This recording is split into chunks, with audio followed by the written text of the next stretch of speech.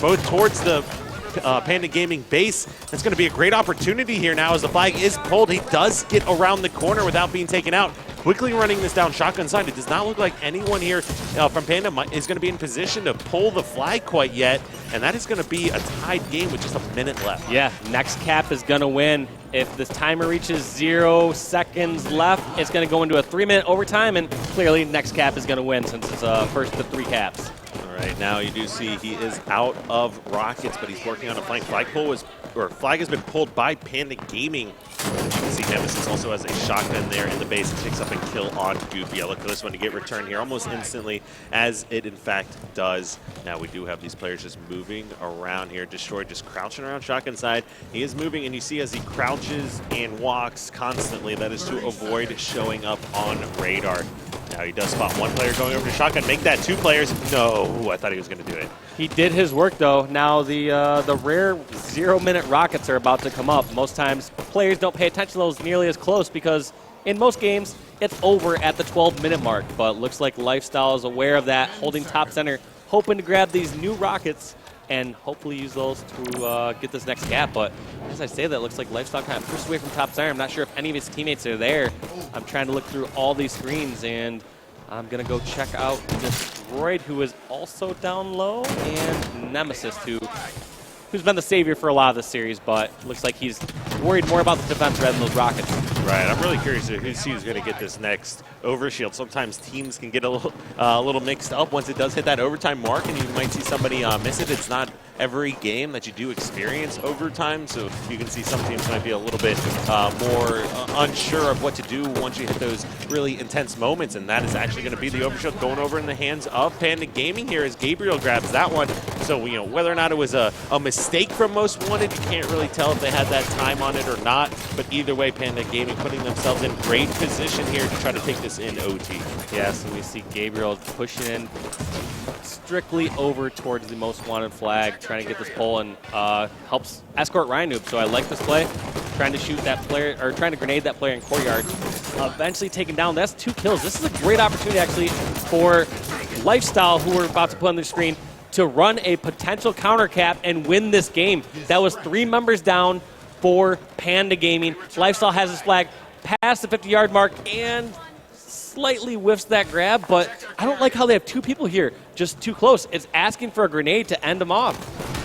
Well, it looks like Destroyed ends up putting that flag in. He just wanted to up those stats for himself.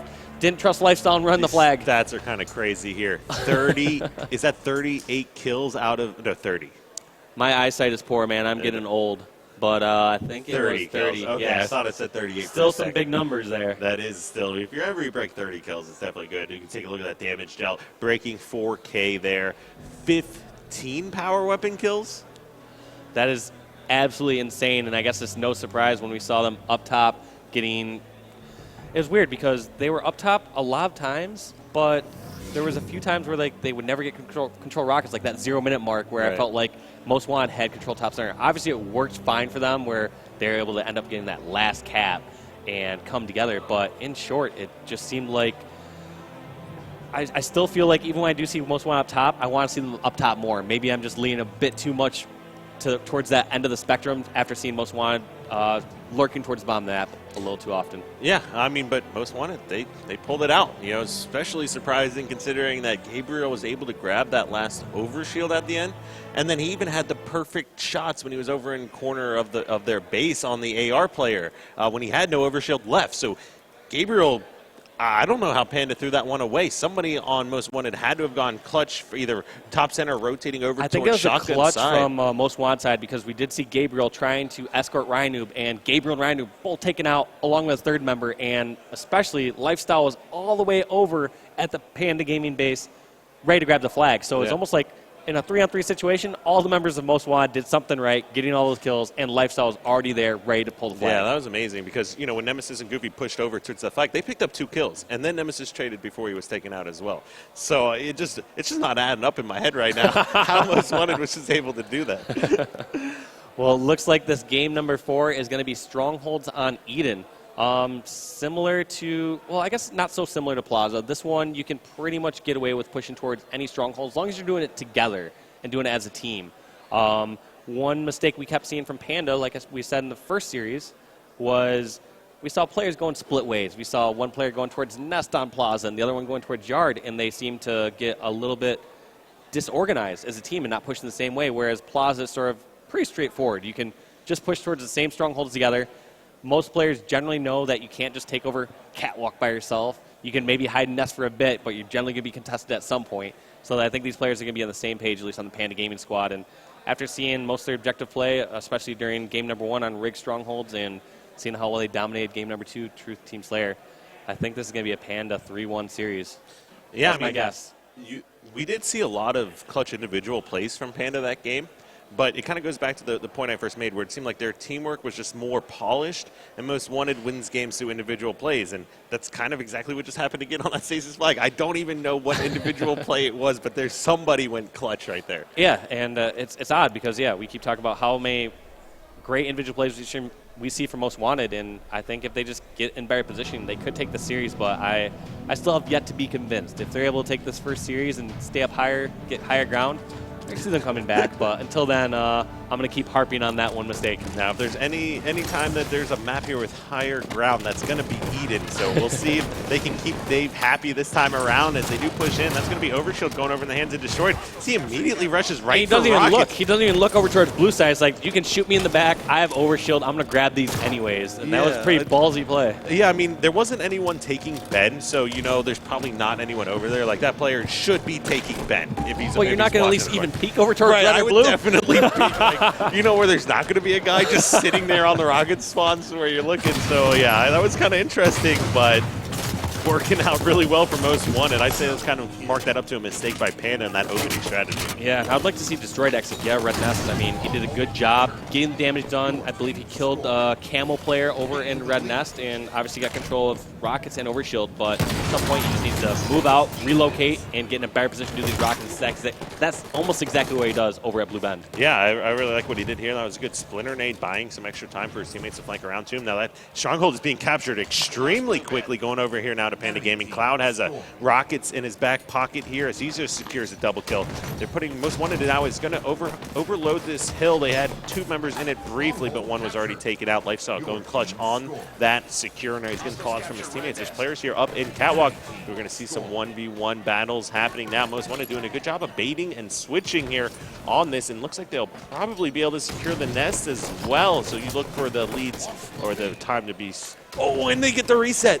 That was absolutely huge. That Ryan. Now, one thing I just keep noticing from Most Wanted is I see them up higher. And in general, like you said, on Eden, you don't have many choices. Like, you're rarely going to be like bottom center unless you're setting up for Overshield or you're doing some sort of flank. But in general, they've been doing a really good job staying up high, and I really want to give some props to especially Lifestyle during that little streak there where he was top Catwalk, and then he pushed over towards Red Nest, but he kept great positioning to be able to do damage all the way across the map. Out of nowhere, we've already got a triple cap back in the hands of Panda Gaming with the new rockets spawning. That is pretty good job by them, because you're also going to have Overshield and Camo here, and if they can win these 2 fights, that's going to be a long, long triple cap to hold with weapons and power-ups. Rhinoop was able to fight there. It looks like the Camo was burned.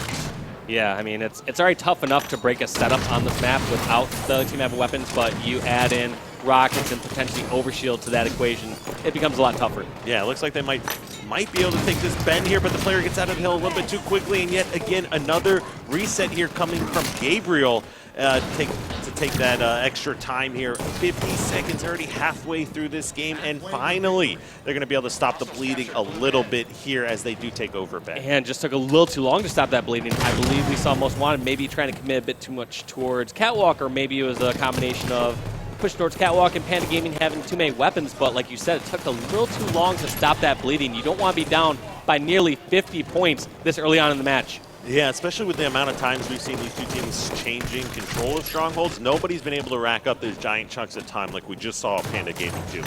Yeah, it's going to be really tough, and I mean, I don't know which 2 you think is the best to hold, but I think either Catwalk and Red Nest or Catwalk and Blue Bend are arguably the stronger setup, both involving Catwalk, clearly, because Catwalk can be one of the toughest strongholds to eventually get around to and get in good position and actually flank to. Because, I mean, you have to take such a long route, low, vulnerable route to either security, or you have a pretty long walk against along the catwalk from Blue Closet over towards catwalk. So one of my favorite things actually is that discussion on what are the two best catwalk or best strongholds to hold here on Eden, because there could be benefits either way. You can make arguments in either direction, really, and I think most of it comes down to what weapons are on the map and how close we are to having overshield and camo spawn, depending on which strongholds you want to have on lockdown most frequently. Because obviously catwalk is a great one to hold, but we've seen teams be really successful on trapping players in security and just keeping them from ever grabbing catwalk, although they're overloading it and constantly just dying trying to get it. Yeah, that's absolutely fair. Everything in Halo for the most part is situational. But I guess, yeah, I'm pretty partial to thinking that catwalk is generally one of the strongest ones. But you do make a great point because you can hold sort of entire outside and both the side bases and force these players to try to have to funnel through red or blue or run across the whole bottom middle, which is very vulnerable. Yeah, and it's definitely scary to have catwalk and try to push for nest or bottom mid when you've got overshield rocket guy charging at you too. So you got to always keep in mind that it is when the power weapons, well, and really it's power weapons and power ups that determine where you need to be on the map at any given time. So that's one of the things, I don't know if a lot of, it's pretty obvious that that's why you have to do it what it is, but not said very often. Yeah, absolutely. I mean, you never want to just give up a weapon or a power-up uncontested, but in certain cases, if the other team has a great setup or they're completely set up outside, in certain cases, if you just try to charge rockets, you're just going to give up another death. Yeah, I mean, it's the exact reason why you can't just all crouch in a corner when you spawn. It's because you're going to give the other team all the weapons and control and power up. Other than that, theoretically you could just hide. Yeah, absolutely. We're going to see what Goofy and friends do. Goofy and the Goof Troop over at red base trying to push out of here. This is kind of the first time we've seen them on the defensive for the most part of this game, especially during that 58-8 lead we saw with the trip cap scenario. Panda Gaming's always been in the driver's seat, but now we're seeing them on the back foot, but it didn't trying to get control. Long because they just got it here now again, and they do just lose it once more. But Goofy with a big win. He actually ran out of pistol ammo from red base with the amount of damage he was putting out onto Most Wanted. So now there's going to be a big battle here for top middle or grabbing this catwalk. And Most Wanted, they really can't be making mistakes here as Panda Gaming already has 88 points. I like this play by Goofy. He accidentally fell down from catwalk, and rather than try to just go fight that same fight again from red side security, he just relocates across the map, does a nice long flank over towards blue, and grabs Blue Ben. This is going to get them some points once again, and his teammates are going for the trip cap over at catwalk, but I like how Goofy is trying to focus over on red nest. He realizes they need to stop red nest cap, and this game is looking to be over soon. I can't imagine Most Wanted getting 2 caps within the next few seconds, and that's exactly what it's going to be. Goofy and the Panda Gaming squad staying up, celebrating, and realizing that they came out as #1 in this open circuit bracket. Wow, that was a really dominating performance, honestly. I mean, Most Wanted obviously is a really good team. I keep saying obviously, but they're a really good team, lots of great individual plays, but that coordination from Panda Gaming, what we don't see from Most Wanted that we see some Panda is like Goofy right at the end. That rotation that you pointed out was the perfect rotation to make, because not only that, he got over, and let's say Cloud died with the Rockets over there, he would have been in position to then grab them. So it worked out in their favor, and they got rewarded with a triple cap and a guaranteed victory with 92 seconds on the board. They already knew they won. Yeah, absolute game over. So dominating performance from Panda Gaming. 20-7 from Cloud. Look at the stats here. My 4 kills from Gabe? Bohm X and Lifestyle Gary here. And Gabriel. 20 from Cloud. So Cloud had more kills than 3 of the members combined here from Most Wanted. So extremely dominating performance coming out of Panda Gaming. Yeah, I mean, we give a lot of credit to certain flanks and certain moves that we've seen Panda Gaming doing, but in some cases, you can kind of do whatever you want when Cloud's dropping 20 kills in a short game like that. Yeah, that's like a 2009, 2010 Cloud that we're looking at right now. Definitely not a rain Cloud. So we'll see what he's going to be able to do going forward in the rest of this tournament. Yeah, so props once again for Panda Gaming coming out as #1 in our open circuit. Most Wanted taking second. I believe those 2 squads and Cyan will be walking home with a little money for this open bracket part. But now these teams are going to be entered into the pool play. So there are 12 teams that made it out of this open bracket and are going to join the 4 pro teams in 4 separate pools. We'll do a little bit more of a breakdown after we go through a commercial and stuff, but basically what these teams will do is play each other each once, And top 2 teams from each pool will be going to a brand new bracket for the main event, is what we'll call it. Okay, the main event. I like The it. main event. I just named it right then and there. So. Good deal. But yeah,